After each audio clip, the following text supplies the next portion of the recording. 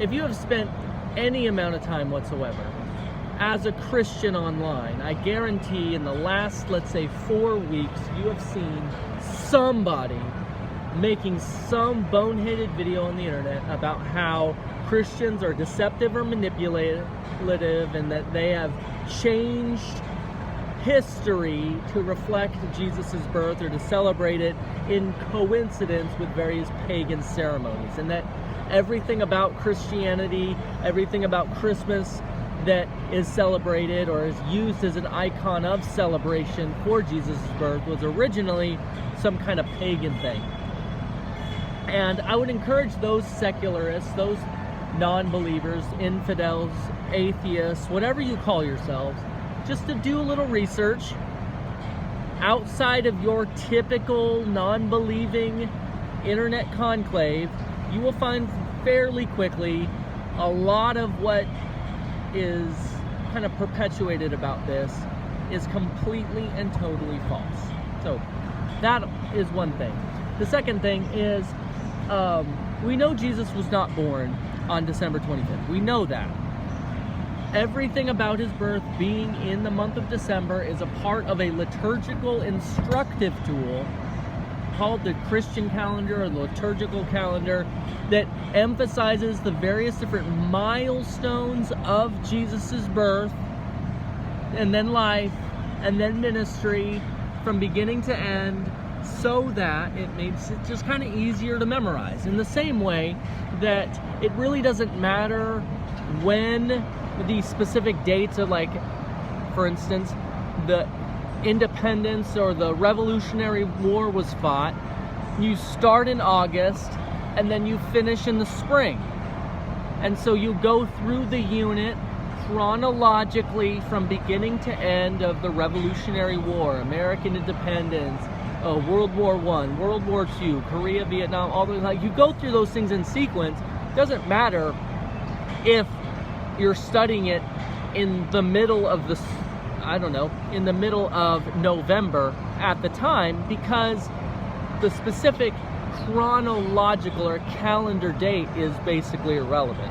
What's important is the overarching narrative that is being taught in its compact chronology. So that's one thing. The other thing is that it was not moved to December 25th to coincide with pagans. That's just not true. In fact, most of the pagan things that are supposedly coincidental with the Christmas season were actually moved as rival competitors to Christian success and continued flourishing as a rival to them. That's just simply true. But here's the thing. Let's grant for a second that Christianity did move the celebration of Jesus to December to coincide or to reduce its coincidence with some pagan thing. Let's just grant that for a second and find out, what does this mean? Because listen, it doesn't matter. I have a friend of mine, or I know some people in California before we moved here, that to the Midwest, that their birthday was coincidental with September 11th. And I know an older veteran man that his birthday coincides with December 7th. Now, because of the date in which it lands, they don't celebrate their birthdays on that specific day, because there's a day of, honestly, national mourning that's going on instead. And so often, most towns and things, they will have a, let's say, a parade, or they might have various different kinds of gatherings instead on those days. And so they don't feel right, if we want to use that language, celebrating their own life and birth on a day when the nation as a whole has this kind of wound that is being attended. And so they celebrate it earlier or later. Additionally, anyone that's got a birthday in the middle of the week in the middle of a school year. Let's say it's in October and it just happens to land on a Tuesday. It's not super uncommon for that person, instead of celebrating their birthday on that Tuesday, because that's kind of a weird day, it's a school night, they'll do it on Saturday instead, when they have the ability to invite all their friends over to go do something instead, or they might do it earlier in the previous weekend instead. In any of those instances I just described, does that in any way disqualify that person from existing? Does it in any way kind of diminish the historicity of them as a being, or the significance of their own birthday? That the day that it's being celebrated isn't the precise moment of their birth on this earth? No, that's silly. In fact, it's actually more emphatic of how important that person's birth and their life is to the significant others around them, that they're willing to flex and kind of bend around to try to make this opportunity to celebrate them more attainable to the people around them. Or what about everyone that I've ever met?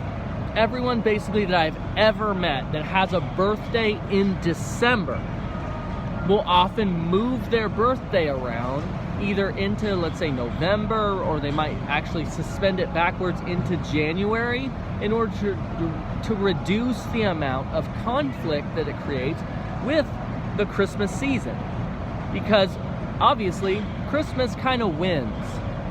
Regardless of what the other celebrations that are going on around it, because of various different influences, Christmas wins. And so, especially if their birthday happens to be in that specific window, let's say to the 20th to the 30th, where it's going to lie in the very week of Christmas or something, they'll just not have their birthday celebration then, so that it doesn't create a conflict of who are we celebrating, or who's kind of the theme, or who's kind of the star of this show.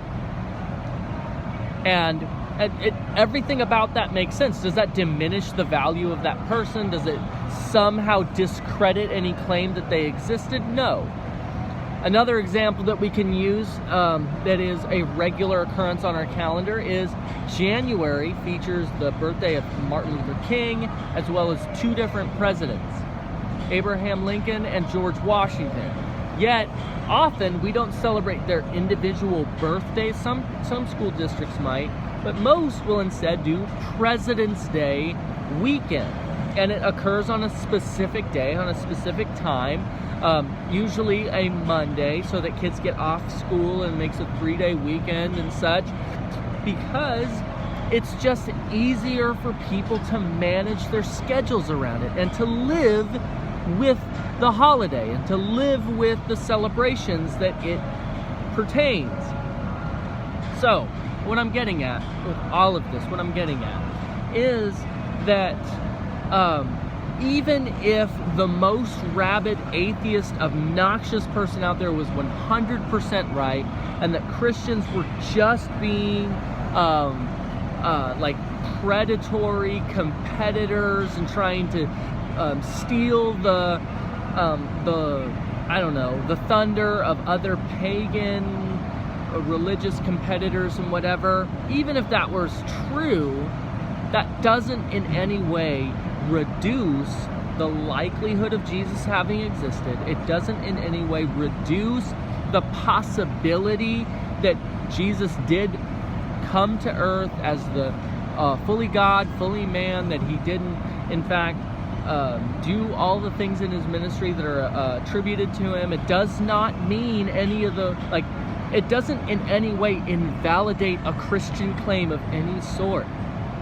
So even in the worst case scenario, which is already not true to begin with, but even in the worst case scenario, the atheist, the agnostic, the non-believer, the infidel, whatever you want to call yourself, you haven't made any actual intellectual progress towards what you need to make progress towards in order for, if you're going to try to persuade a Christian to give up their faith. You haven't in any way persuaded someone that Jesus isn't real. You haven't in any way persuaded someone that he didn't die and rise from the grave. You haven't in any way persuaded a Christian that the disciples were somehow deceptive or manipulative, or that they were liars, that they were lunatics, that they had mass hallucinations, that they were in some sort of grief state that lended them to misrepresenting the facts or stealing the body or any, like, you haven't actually done any of those things. All you've done is possibly establish that Christians manipulated the specific calendar days. That's all you've done, which on the one hand, we kind of already know, and that it just doesn't matter. So what's even the point? Why bring it up? Why bring it up? That's my thing. And all you have at this point is to, by bringing this topic up, the only thing that is possibly gained is sullying the relationship that you have with a specific person and with a specific holiday. That's it. That's the only thing you have to gain if you're a non-believer and you engage in this debate. So, I don't know why you would want to do either one of those things. I don't get it. So, what I'm getting at is, no, Jesus wasn't born on December 25th. No, it doesn't matter whether or not he was born on December 25th, because Christians have been celebrating it that way anyways, with fully cognizant knowledge that he wasn't actually born then. And to even bring up this subject actually shows how ignorant you are as to why Christians do and celebrate and believe the things that they do. So, what are you doing?